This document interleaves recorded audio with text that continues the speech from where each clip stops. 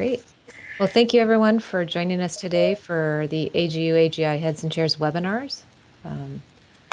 Just some introductions here. My name is Leila Gonzalez. I'm sitting in for Christopher Keene today, and joining us is also Pranoti Asher, who's the Assistant Director of Grants Education Programs at AGU. Great, thank you. Welcome everybody.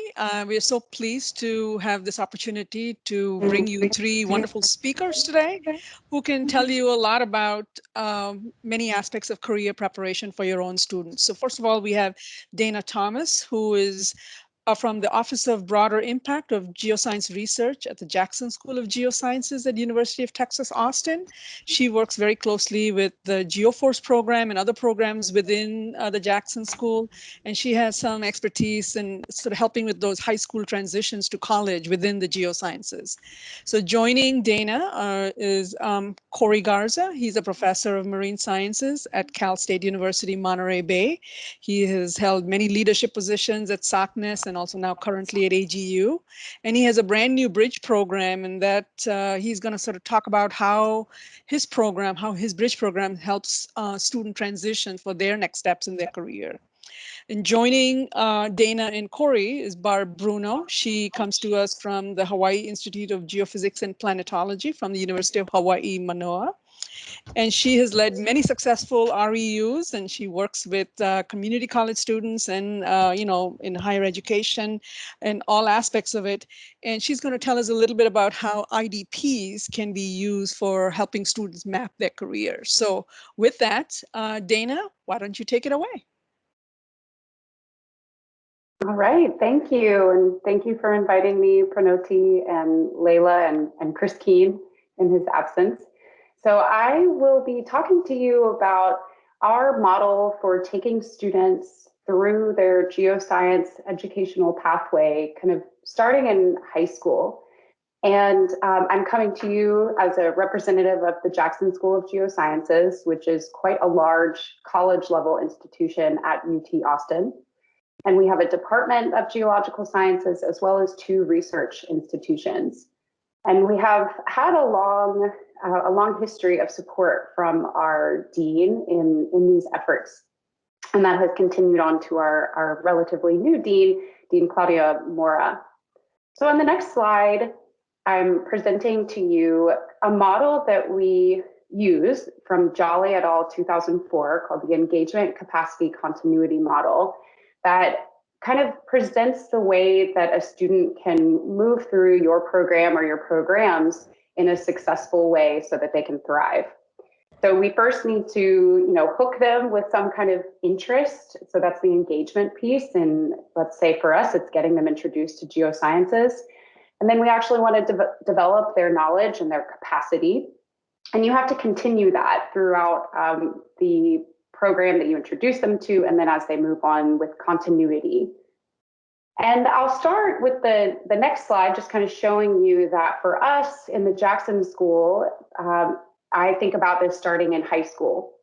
And the program that you may all be most familiar with, which I describe on the next slide, is GeoFORCE Texas, which is a program that takes high school students from Houston area schools and Southwest Texas area schools on 4 separate week-long field experiences for every summer of high school. These are really exciting experiences for the students. It focuses on kind of inspiring geologic sites, and the academies, as we call them, are led by Jackson School faculty, researchers, graduate students.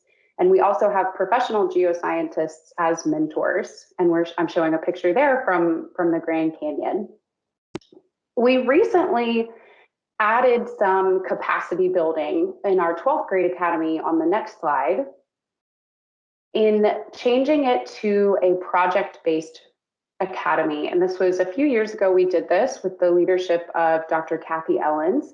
And it's kind of it's a capstone academy. So I'm showing you here that we practice geoscience skills such as map reading. And by the end of the week, the students actually create a poster and give a presentation. During the 12th grade academy, we also start really talking to the students about transition to college. So this is on the next slide, kind of put this into the continuity piece. And this is where I really try to step in with the students. We provide college application guidance, importantly, near-peer mentorship. So the picture on the bottom left there is a panel from an academy a few summers ago, where we did these panels virtually, of course, last summer. But it's of current undergraduate students who are counselors on these academies, talking about their experience applying to college, finding financial aid, getting scholarships, getting rejected from scholarships, all of the above. And throughout the year, we send a number of resources, such as regular emails, weekly emails with scholarship reminders. And we even, something that helped us last year was just really simplifying the request for a letter of recommendation, which we've done through a Google form. So this year, I think my colleagues and I submitted something like 15 letters of recommendation for undergraduate students. Now, another piece that we've really worked on over the last few years is in the high school to college transition. So on the next slide, thinking about them moving along their pathway, we've instituted a new program. On the next slide, it shows a picture of students in the GeoSTEM Math and Science Institute. So this is for students who are going to be STEM majors. They can be going to any college. It's not just for UT Austin. We have geoscience and non-geoscience majors, and we do a combination of in-class learning. And when we've had the students in person, we started adding on some geoscience learning as well. So this program is really to prepare them for their quantitative courses in college. But on the next slide, what I just wanted to point out is that the student here who's using her hands to describe a concept is what we call a peer learning assistant, so a PLA. And these PLAs during the Institute lead, they help them through the classroom activities, but then they also lead office hours on topics like what are office hours and why should you go to them in college, and staying mentally and physically healthy in school, how to make friends, how to get started in undergrad research. So we try to kind of just get the students ready for college and in just this change of mindset too. And what I want to note in the next slide is that the students who participate in the Institute are not all geoscience majors, but we consider these non-geoscience STEM majors important members of our learning ecosystem. So for example, in the slide where we're outside, there is a computer science major. He's wearing the Nike hat. And he's a computer science major, but he still has great interests in geoscience. And he has since added a geoscience minor onto his degree at UT Dallas. And we think this is important in just retaining these young learners in the geosciences. On the next slide, I've just summarized beyond the transition to college, a couple of the ways that we keep supporting these students and keep them interested in the geosciences. One is through our research traineeship experience, which is kind of a hybrid model of an RU, but also focuses a lot more on skills development through short courses and training modules. The student on the last slide, who I pointed out as a computer science major, is participating in the RTX this summer and will be doing geoscience research. The alumni of GeoFORCE are also invited to apply to be counselors and go back on these academies. And that's a really great way of having the role models and the mentorship. And then, as I mentioned, these PLA or peer learning assistant positions on our Math and Science Institute too. A simple way in the next slide that we try to provide just an easy access and transparency for students is by sending out emails and having a Google spreadsheet of different summer opportunities for geoscience majors and other majors. And then as they continue on through their undergraduate career, in the next slide, we hope that they consider graduate school. And for those students who are, allied STEM majors, we hope that their experience in the geosciences encourages them or influences them to think about graduate studies in geoscience. The Jackson School has supported a graduate school preview for the last few years that many GeoFORCE alumni and other students across the country have attended, and we've had some success with that of having students end up at the Jackson School. And just a couple examples in the next slide of students who I've had the pleasure of working with, kind of what we hope is working through our model. So here's Marlo. She was a GeoFORCE student, and she's now a Jackson School undergraduate. Last summer, she was a PLA for the Math and Science Institute. And this picture is from when she was in a workshop to be an educational coach in training for our 12th grade academy. So she was working with graduate students in the geosciences. You know, she was here practicing how we will tell the 12th graders what a geologic sketch is. This is Eric. He is a mechanical engineering major at Texas Tech with a geophysics minor. He did our very first Math and Science Institute the summer of 2018.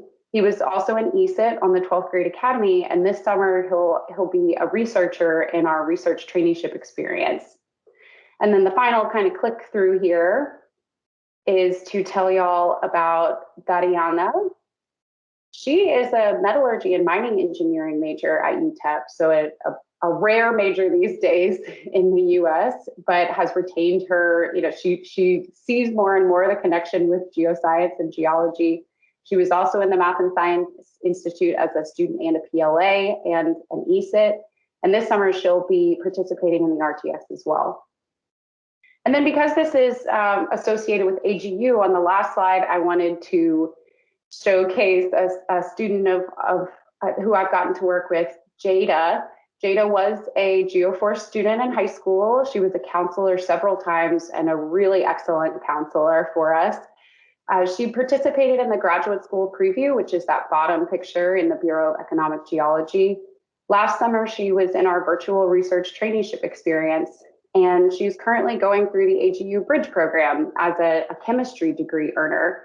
But after having done a really fulfilling geochemistry research experience last summer, she's pursuing that for her graduate studies.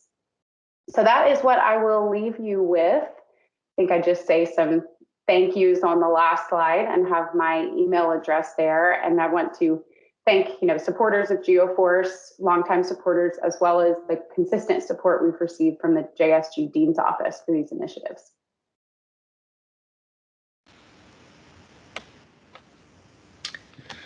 Great. Hello, I'm Corey Garza. I'm Cal State Monterey Bay. So today I'm going to talk to you about a series of programs that we run at our institution that really try to take students in from their initial introduction to the geosciences all the way up through graduate school. And then I'm going to talk about how we're tying those all together into a new program that we're running here called GeoBridges. Next slide, please.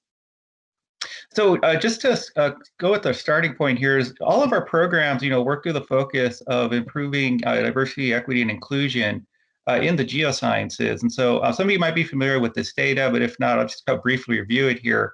If you look at the geosciences, especially students, who identify as coming from a minority group and they're in graduate school in the geosciences, it's only about 8% of those students actually identify as being underrepresented. And so this is one of NSF's most recent surveys. But if you look at the biological sciences, it's about 18%, and often I'll have colleagues say, oh, that's not so bad. It's when you look at the whole numbers where you see how bad it actually is.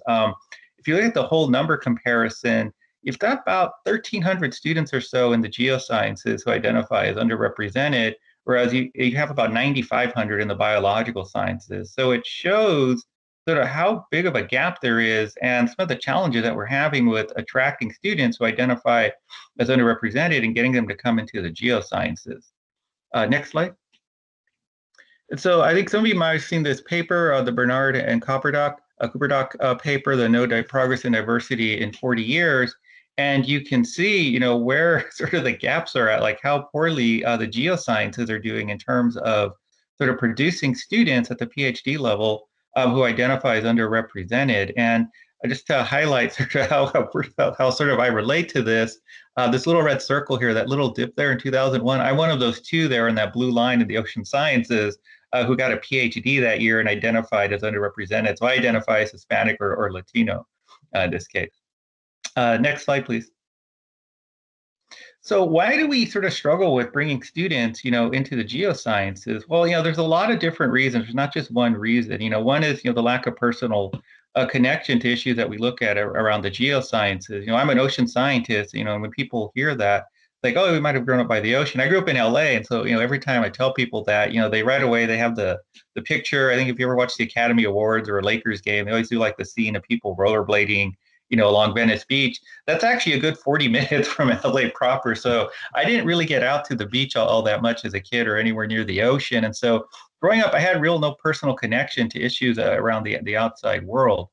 You know, there's also this unclear understanding by students. You know, I went to Cal State LA, you know, the biology major, you know, and the day that I walked onto that campus, you know, I got sort of overwhelmed by everyone saying you should go be a pre-med major or pre-vet or pre-pharmacology because people really understood what those career paths were, you know, and what they led to. Whereas the ocean sciences, you know, that I'm in, you know, if I ask a room full of ocean scientists what they do, I'm going to get like 1,000 different answers, that they're a microbiologist or an engineer or a computer scientist. And so we really don't have really good, you know, understanding of what it is we do when you talk to students. And that gets to the messaging issue. Is we kind of struggle with the messaging, you know, that we put out about what it is that we do in the geosciences, especially at the early undergraduate stage. And I use these two pictures down here just to help illustrate the point. You know, that left photo down there, that's probably your most common sort of graduate school brochure in the ocean sciences. A bunch of people, you know, lifting heavy gear on a boat, and it looks very dramatic. On the picture on the right is I Googled construction jobs, and that's the first picture that comes up. And so if you're a student, for example, who comes from maybe a background, you know, blue collar background, where maybe your family's in construction, the two pictures don't look all that different from each other.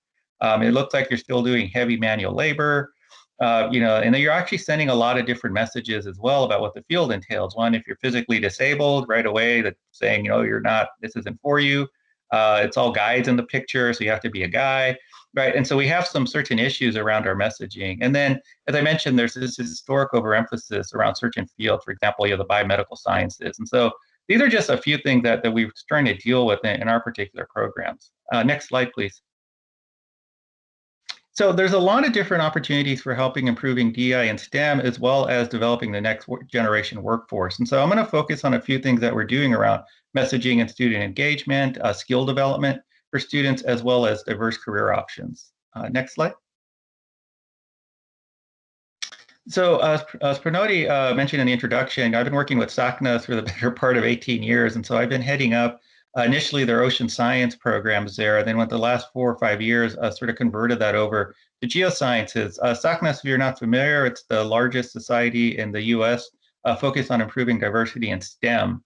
And in large part, you know, what we do is we've created a structure there to help introduce students to what the geosciences are. One thing that we struggled with, if you ever gone to a SACNAS conference, when I went in the early years, you would have thought you were at a biomedical research conference, and it's actually not designed for that. It's just what they happen to focus on. And so part of what we've done within that particular community, it's improving, you know, one, sort of the understanding of students in terms of what it is we do in the geosciences, but also by actually even some of the senior scientists. One thing that we're finding is some of the senior scientists there didn't really understand what we did in the geosciences. You know, for the first few years that I went, you know, I'm an ocean scientist. I used to get asked about like my dolphin research or my shark research. You know, I actually work with drones and GIS modeling. So I don't work on anything that's actually charismatic. And so there's a lot of perceptions out there, and that's in large part, you know, what we've been trying to improve over there. Next slide. And so one of the programs that we use there is called GeoFutures, and it's a conference-based mentoring program that we run for students interested in the geosciences at SACNAS. Some of you might be familiar with the ASLO Multicultural Program or the MS Ph.D. programs that run at AGU. It's based on a similar model here. And so in large part, we draw our students out from NSF Geoscience RAU network. We give them a lot of pre-conference preparation, both for the students and the mentors. They're all matched up with geoscience mentors at the conference, just as you would see in sort of the ASLO MP program. We actually have some conference-based sessions that are attached to GeoFutures, and then we also get post-conference student support. So the students might go to the conference, you know, find that really cool internship. If you're probably looking down here, you'll see that one slide, the one photo there of NOAA. So we have NOAA there, and so they might meet NOAA for the first time and want to say, hey, I want to go be a Holling Scholar. We help them sort of understand how to apply for those types of opportunities so that they can continue being engaged with the geosciences even after they leave the conference. Next slide, please. And so we also run an REU program, you know, as part of this strategy But we run a bit of an unusual one out there. We're a distributed REU model. I think we're one of the few in the NSF network that operates this way. So we're a partnership REU that draws upon our campus, Elkhorn Slough National Estuary and Research Reserve, Hopkins Marine Station, Monterey Bay Aquarium Institute, Moss Landing Marine Labs, and the Naval Postgraduate School. And we have a strong focus on underrepresented students. One of the advantages of this approach that we found over the years is it lets us engage students across a whole lot of different types of disciplines. So because of our partnership, we can offer opportunities from oceanography, marine biology, coastal geology, and then because of our relationship with MBARI and the Navy School, coastal ocean engineering as well. And so we actually get a pretty diverse cohort that applies to us each year. Next slide. So just to give you a sense here, we've just finished up our 8th year. I think we're in our 8th year now. We've had 70 students in the program come through the program, and we can see we have a really high URM participation rate. We've had 63% participation rate over the first 7 years of our program. We've engaged about 38 students from research limited institutions, with 12 of those being community college students. And then you can see what some of the students are doing afterwards. We've had 3 NSF GRFP awardees. We've had 3 NOAA Hauling Scholars, and we just had our first student get their Ph.D. and now working with the Audubon Society as a coastal change specialist. Next slide, please. And just to give you an example, where our students go, this is Daniel De Leon. So he was a student who interned with us. He worked at MBARI. He was actually at Cabrillo Community College as a computer science major with sort of a goal of being an IT support specialist. He didn't realize you could actually use computers to study the ocean. And so he worked on developing some algorithms for MBARI to help him identify different species of whale based on the different sounds that they make there. And this is where the SACNAS part comes in. I'm doing air quotes, he got discovered by Google at the SACNAS conference. They had a rep there, so they was using that. They created this huge marketing campaign around him featuring his family. His family is originally from Mexico, and how they use music to sort of engage each other. It became this huge thing. He wound up transferring to Cal Poly, going with an ocean engineering specialty. Now he's at the graduate program in fisheries at Oregon State, where he's working with their marine mammal group, developing AI approaches for identifying different species of whales. Next slide, please. We also run a NOAA center as well, a Cooperative Science Center on campus. And this is to help sort of provide students with training around NOAA-specific disciplines as part of a larger strategy to help diversify NOAA's future workforce. Next slide, please. And so just to give you a sense of what we do here is we train both graduate and undergraduate students in NOAA relevant science with a specific focus on engaging students that are historically underrepresented in NOAA's workforce. And so we actually engage students in 2 different parts, traditional STEM research as well as social science research, because part of what we're trying to help them do if you're going to an agency like NOAA is that you're just not studying something for the sake of studying something, you're studying it to help sort of solve a problem or help address a greater societal need. And so part of what our students come away with, it's not just understanding how to sort of blend their sort of work, their research with social needs, but also trying to understand like how they would actually wind up with or use that type of training within an agency like NOAA. Next slide, please. So this is just one of our most recent graduate, Olivia Boisen. She was a biology major, and what she was interested in, she had an interest in chemistry, and so she did a lot of work around developing chemical sensors for ocean instrumentation. She actually was a 2018 award winner at SACNAS for her work in chemistry, and she's actually getting ready to enter the graduate program in fisheries at Oregon State. For some reason, we have this good relationship with Oregon State, where she's actually working on the microplastics project up there because she's got an interest. She wants some additional training before getting ready, thinking about applying to agency work afterwards. Next slide, please. So what we've done now in our most recent program is GeoBridge. And what we're doing here, it's a new NSF program to support gap year geoscience experiences. And it's really sort of targeting undergraduates or recent undergraduates who've had no research or professional development experience. One of the things that we find in our REU applications is about 10 to 15% of the students who apply are graduating seniors who haven't had any research experience or any type of professional development opportunity. But if you work with, if you're running an REU, you know that you can't take students who have graduated. And so we don't know what happens to those students. So what this program does is it integrates all of our different programs into an intense 6-month experience to give these students some experience. And so what they do is We bring them in for the first 3 months and they participate as an REU student. They get about a week off to take a break, and then they come into the fall semester here at CSUMB and they participate within our NOAA Center in there. As part of their fall work, they actually participate in the GeoFutures program. And then towards the back end, we have them do 2 additional things to help them sort of align with some sort of future opportunity. We have them work with No Education to develop job apps through USA Jobs, and then with the AGU Bridges program to help them develop sort of graduate school applications. And so we actually, this is going to be our first summer running this. So we don't have any data yet, but we're really excited about this program. Next slide. And so this kind of just gets to a broader sense of like what we're doing in our program and who we're including is that, you know, we focus on more than just race, ethnicity, and gender. You know, we're also looking at work with other groups that sometimes people overlook. U.S. veterans, individuals with disabilities, members of LGBTQ+ groups. You know, here's just a great example. This is Ashar Sanchez. So she was an Air Force veteran. She came to our REU program, and now she's in the master's program at Coastal Carolina University. So part of what we're doing with our programs, it's not just engaging what people might historically think of as an underrepresented group. We're trying to use our program to try to reach into other groups that sometimes get overlooked in these efforts. Next slide. So why are we doing DEI in STEM? Like, why are we interested in it? Is, well, for us, you know, the way we look at it is that it improves the diversity of those who engage in STEM, but also you're bringing new people in who can bring new ideas and perspectives to our field and those future workforces. And finally, you know, it really sort of results in new ways of conducting research that can really advance STEM and some of the bigger societal needs that rely on STEM. And I think this should be the last slide. So again, thank you. And I believe we're going to have a Q&A towards the end. Well, aloha, I'm Barb Bruno. I'm a geologist and a geoscience educator at UH. And I have various roles at the University of Hawaii that involve mentoring and advising students and postdocs. And if there's one thing I've learned in my 15 years as a faculty there, is that it's normal for students and postdocs to feel like utter and complete failures. Next slide, please. Here's a quote from a PhD student. And if you think about it, it kind of makes sense. Because when you're a grad student, your 2 key goals are writing a thesis and becoming a scientist. And this is completely overwhelming.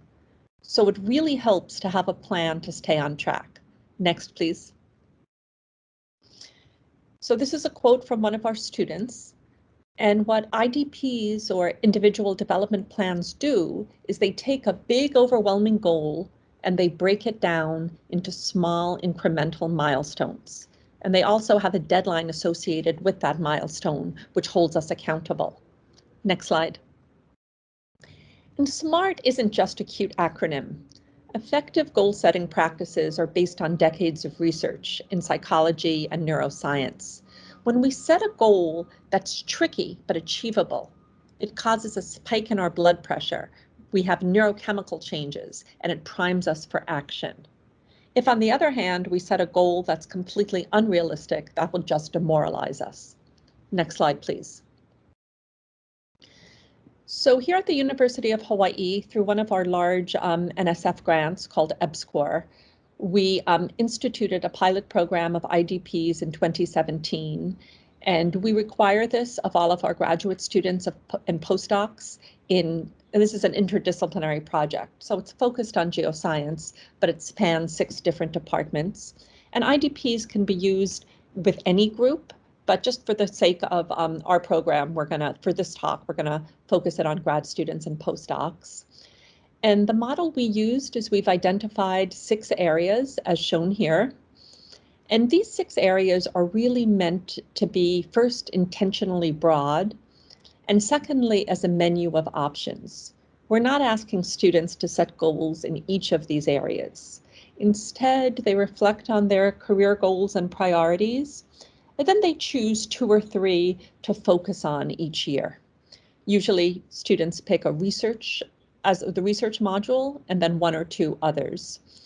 And they skip any areas that aren't relevant to their particular career goals or personal priorities. But before they make their choice, we ask them to complete a reflection and a self-assessment in each of the 6 areas. And that's because after going through this exercise, that can change perspectives on what's relevant. Next slide. So to give you an example, let's look at the teaching and mentoring module. So these are some of the prompts that we have, and they're meant to guide a reflection. And again, students aren't going to answer all of these questions. They just read through them, and then they write a written reflection on the 1 or 2 or 3 prompts that resonate with them. And the purpose of this is to help them think more broadly about teaching and mentoring, and also help open their eyes to different types of opportunities. So for example, as I read these things, what are your teaching and mentoring goals? Oh, wow, I'm supposed to have teaching and mentoring goals? Have I ever taught, guest lectured, or served as a TA? Well, I've research funding. Why would I need to do that? Oh, maybe this relates to my career goal. Oh, maybe I need to do that. Oh, feedback? I'm supposed to ask for feedback on my teaching? Teaching skills that I'd like to improve. Oh, I just thought I was supposed to run a lab. Oh, is this related to setting goals? Well, what qualities and skills do I associate with good mentoring? Oh, wow, let me think about that. So that's the process that students tend to go through as they go through this. And then they write this reflection, and after that, we ask them to do a self-assessment. Next slide, please. And the self-assessment asks them to rate themselves from 1 to 5 in various things. And again, it's asking them to rate themselves, for example, on their knowledge of inquiry-based learning or active learning strategies, or being a good listener, respecting diversity, things that are associated with good teaching and mentoring that might not be obvious. And after doing this reflection and self-assessment in all 6 areas, we ask them to draft an action plan, which is setting very specific milestones and a deadline for each. And then they get that feedback from 2 people, their research advisor and a professional development mentor. This is someone who they choose who can offer an outside perspective, someone who's not affiliated with their research project. And then because goals change, IDPs get reviewed and revised every semester. Next slide. So let me walk you through this slightly complicated graph. So we did a pilot program for 3 years with 21 students. And we gave the students, after completing their IDPs, a list of statements, and they're shown on the left. And we asked them to state their level of agreement or disagreement with each statement on a 5-point scale, from strongly disagree to strongly agree. And the graph has 3 sets of numbers. The numbers on the right are the positive responses, the sum of agree and strongly disagree. The numbers on the left are the negative responses, the sum of disagree and strongly disagree. And the numbers in the middle are the neutral responses. So for each of these statements, the positive responses significantly outweighed the negative responses. And the statement that got the highest level of agreement and the lowest level of disagreement was the first statement. Conversations with my professional development mentor exposed me to new ideas, opportunities, or perspectives. And this has been substantiated with further conversations with students and postdocs. This is the one thing that they found incredibly valuable about this. The idea that they could sit down with someone and not just talk about their immediate research project, but about their goals, about their thoughts, about concerns. I mean, the idea that there was somebody who was focused on them rather than their research really resonated with a lot of students.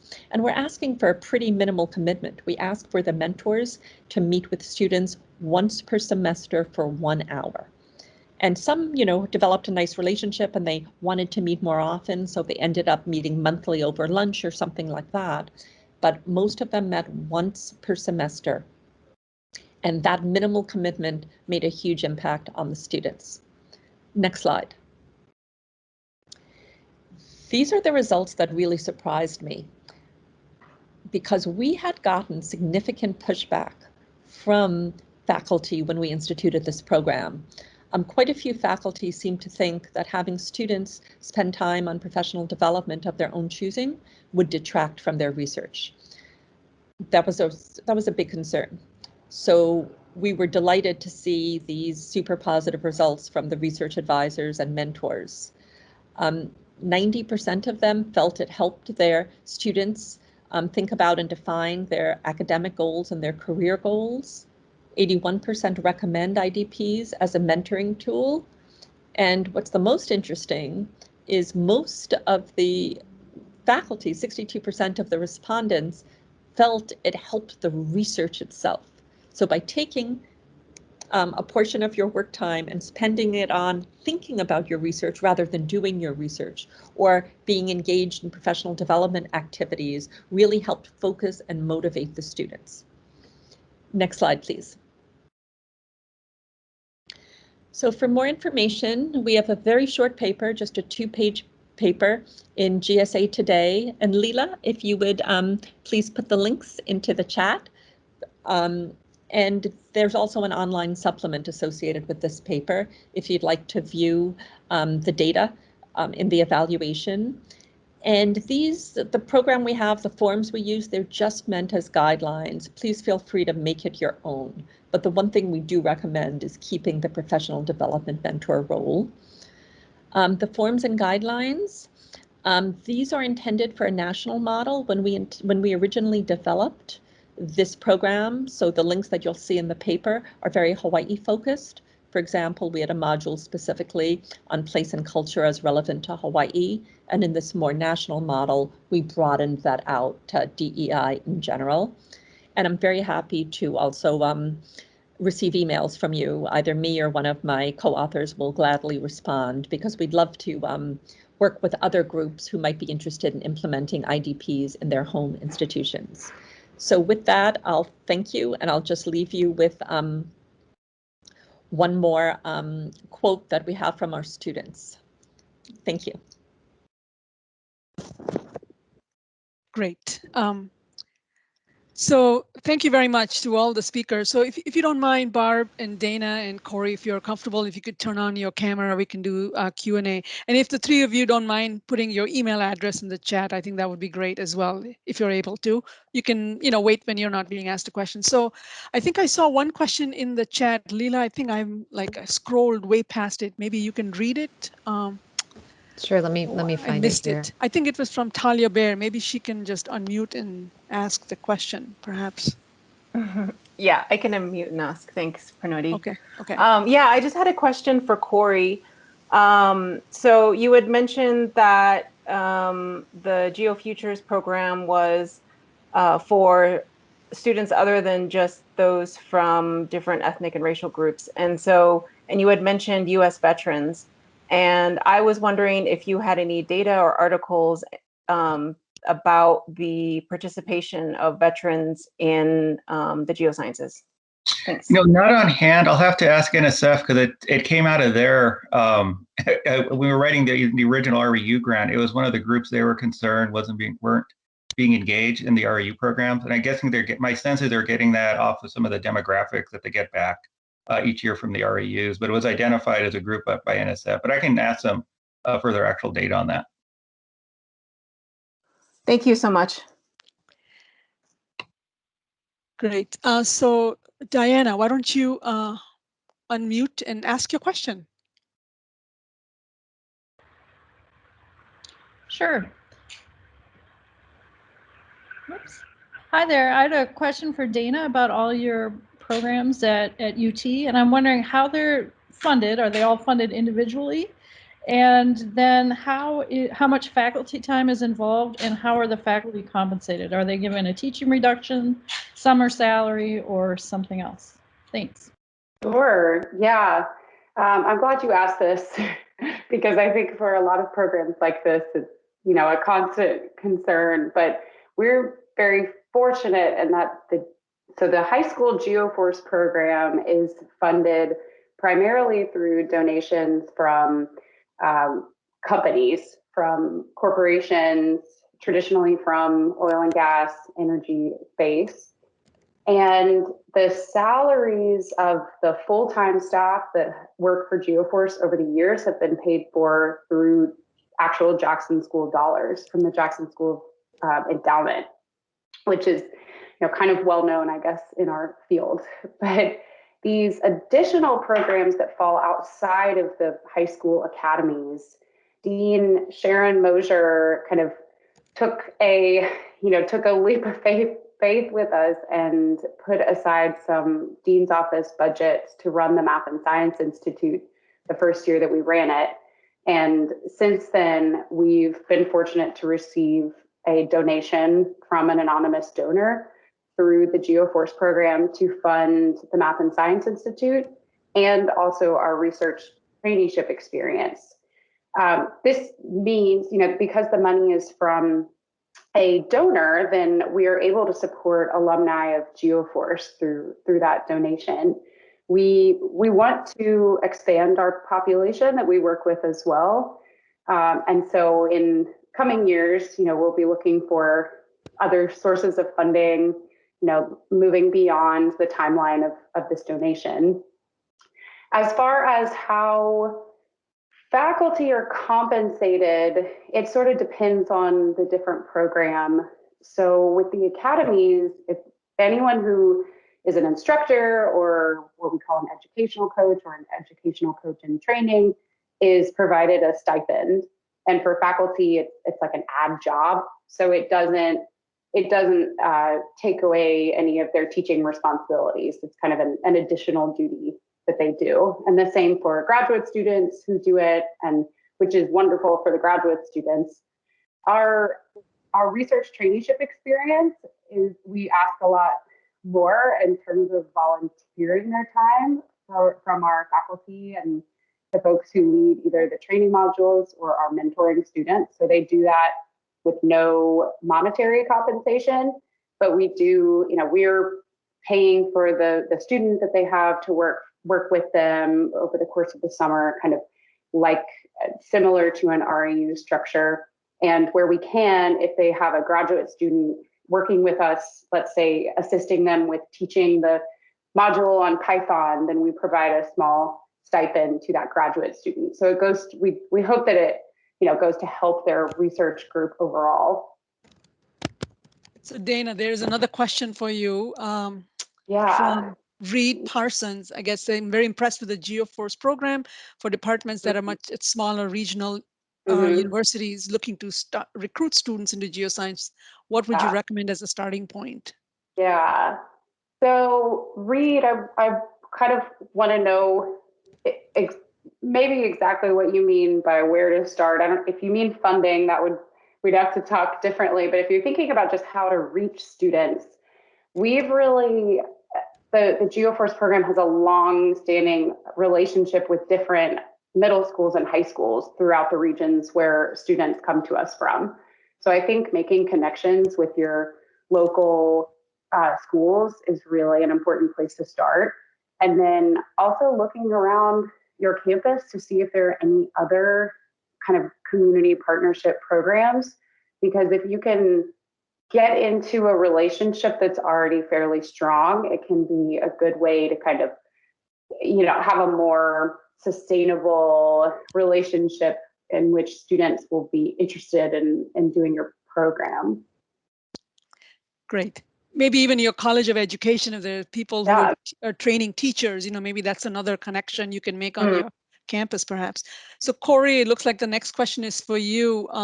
Do your participants start at the beginning of the path you describe, or do you filter new folks at each level?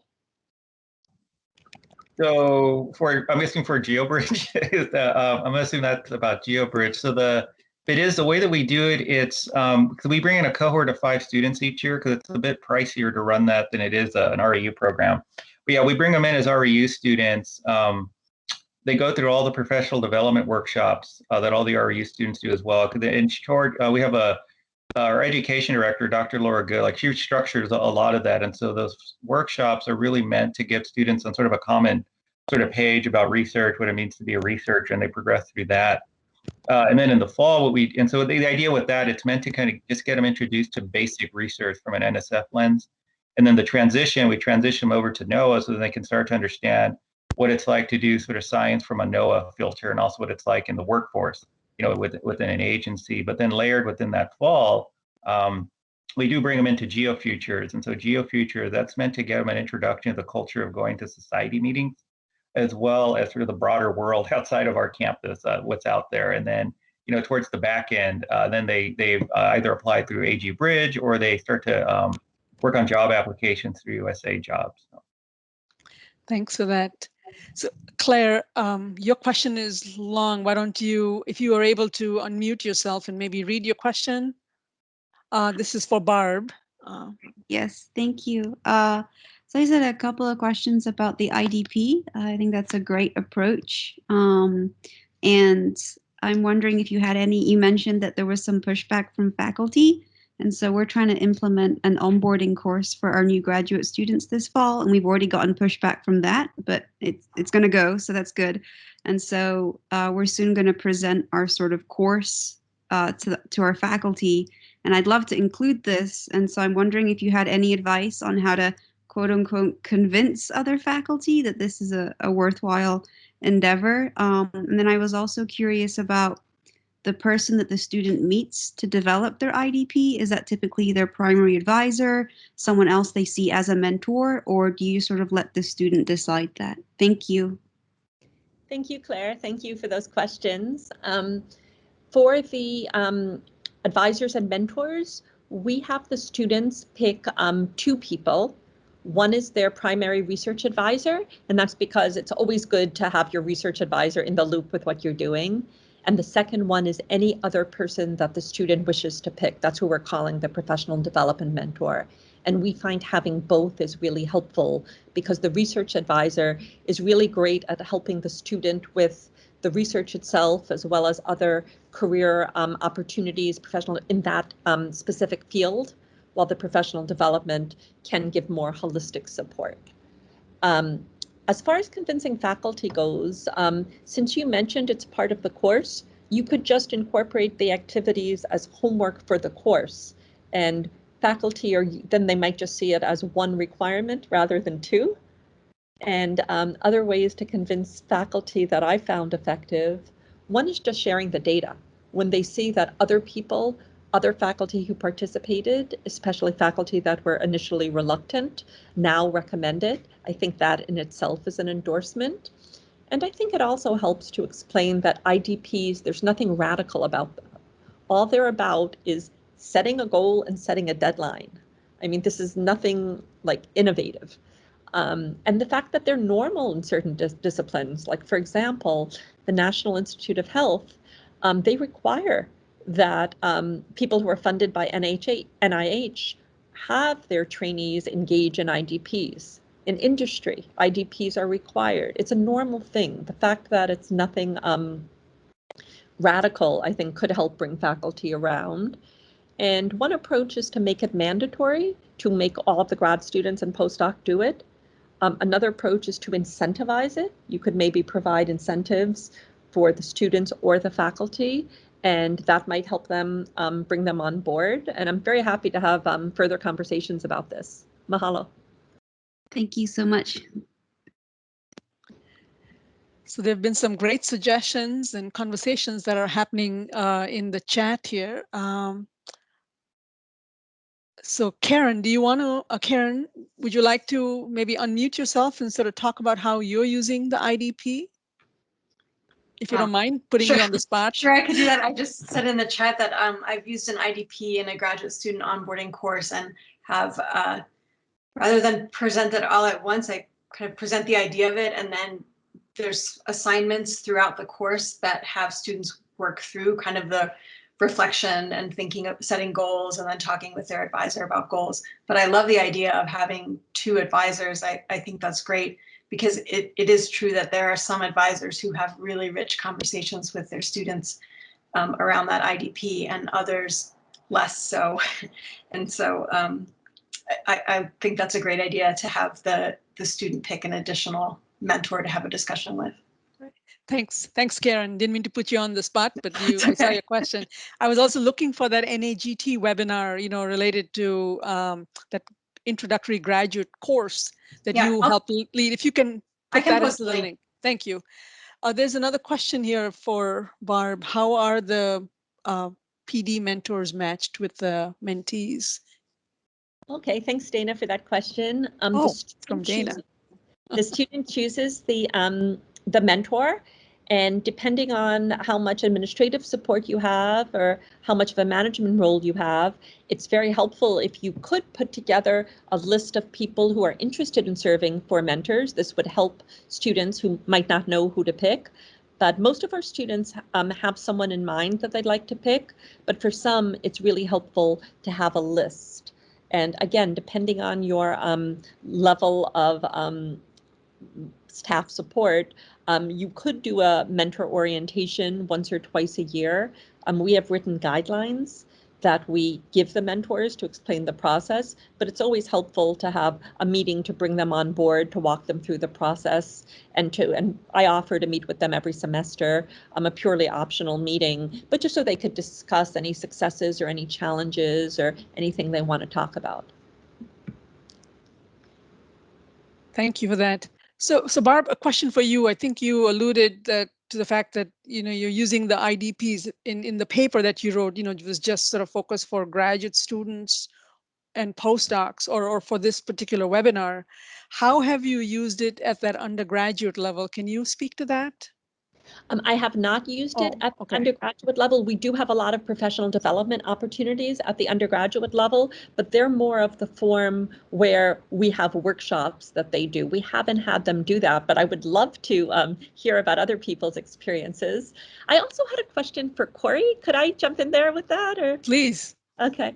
Corey, I would be really interested in hearing your perspectives on the virtual nature of conferences under COVID, because first I'd like to say thank you for all your work in broadening SOCness into the geosciences, because as you noted, it was very heavy on biomedical and also maybe engineering.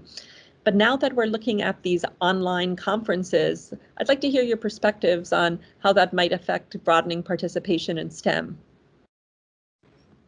Yeah, sure. I mean, my sense is it actually helped to some extent. A lot of our students, especially if you look at a place like SOCness, it's hard for them to get away, because the reality is, some of them are working, almost full-time jobs, outside of school, and having to take 3 or 4 days off to go to a conference can be a barrier. I mean, because we don't, my colleague, I'm older now. We're like, oh, it's great, we can take off for 3 or 4 days, but a student can't really do that. And so I think it's helped to some extent.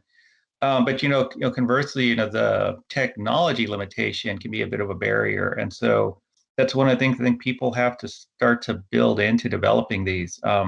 In fact, with GeoFutures, one of the things that we did, because we had a lot of travel money built in, we got permission from NSF to convert that over to technology support. So a big part of it is when the students come through our programs now, we have a technology needs form. And so what we'll do is we'll provide them with a Google Chromebook and then a hotspot so they can access it. But I think in some senses, it's actually helped with some of the equity issues that are out there. Thank you. Great. So Talia, I think you're being called on to see if you can maybe share how you're doing professional development, what kind of tools you're using for undergrads in the GSA program onto the future, if you're able to talk about that. Professional tools, I'm sorry, I didn't understand the question. So Dana, I'm going to have you ask your question. Yeah, well, I just, when we discussed what tools are used for undergrad, my mind went to onto the future and some of the activities that like Kathy Ellens has been doing with the students in the program. I don't know if y'all have used IDPs at all. So we've had funding from NSF to do a professional development pathways workshop with students, and it's focused on helping students in the OTF program, like build resumes and cover letters and CVs. And so we haven't done an IDP in the way Barb Bruno has discussed it, but we're sort of coming to the last year of the project, but we've done, IDPs, I guess, are more like goal setting projects, and we haven't really done that with the students. It's more just focused on the professional development application materials. Yeah. Thanks, Talia. So are there any other questions for our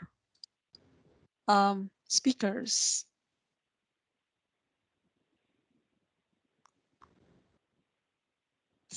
Going once, going twice. So anybody wants to raise their hand instead of typing, we can take, maybe have time for one more question.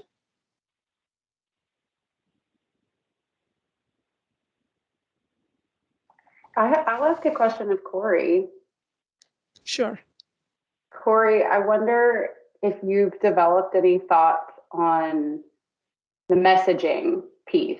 Have you learned anything from these projects about how we can describe and present the geosciences in a better way? Yeah, I mean, yeah, we've learned quite a bit. I mean, in fact, some of the early conversation with that was with Jim Yoder when he was dean at Woods Hole. One of the biggest ones it was called the lowest hanging fruit was just changing the pictures that we use. So, we don't have a lot of what I call the Indiana Jones pictures, in our programs, people jumping off of boats and the like, so it's like I had that picture of Olivia there. We have more photos like that where, it's more inclusive. It's depicting the geosciences more than just you've got to sort of venture out into the wilderness to do your work. And so that's one big part of it. Some of this other things we do is we do talk a lot about the careers that are out there. And so our descriptions of what we do aren't so esoteric because, it's one of the challenges we run into, especially as graduate faculty. We tend to recruit ourselves, right? I'll have faculty like, oh, that's a program I'd like to go to. Like, well, yeah, but is that a program, a kid growing up next door in Salinas is going to want to go to? So tying a lot of how we describe what you do with our disciplines, trying to think about sort of the cultural value structures that our different groups of students are coming from. I use myself as an example. I grew up in East LA, bad air. I grew up with asthma. No one said go be an atmospheric scientist and deal with this because nobody knew what it was. Everyone said go be a doctor, go be a lawyer, or go be a politician and deal with it that way. And so, other things that we do is we think about how we describe what we're doing and how it can tie back into the needs of the communities that we might be potentially recruiting out of. And that takes a little bit of work. You have to understand the communities, right, that you're trying to recruit from and then develop messaging that really sort of resonates with their cultural value structures. Thanks for that, Corey. So I see a question from Laura. She's asking, you may have already asked this question about how to fund. I'm not sure who it was directed towards. Maybe it was for Dana.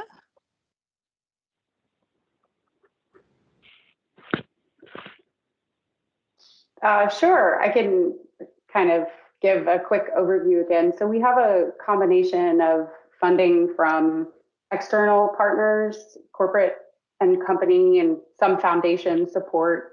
And we also have a lot of support from within the Jackson School itself and some individual donors. But in the next few years, we're certainly going to be looking beyond those sources to kind of keep, extend our timeline of the programs.